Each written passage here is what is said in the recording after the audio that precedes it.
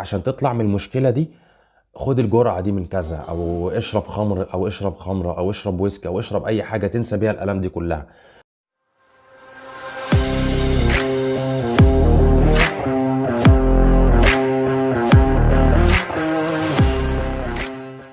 خلي بالك ان انت لازم تربط متعتك وتجنبك للألم بأشياء انت بتحبها. زي ايه مثلا؟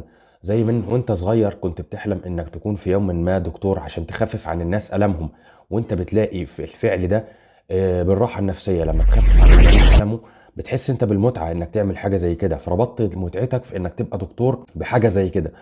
وابتديت طبعا من وانت صغير انك تتحمس انك تبقى دكتور وتذاكر وتجتهد، وسنين تعدي سنين بعد سنين لحد لما وصلت لحاجة زي كده، سواء بقيت دكتور او بقيت حاجة في مكانها.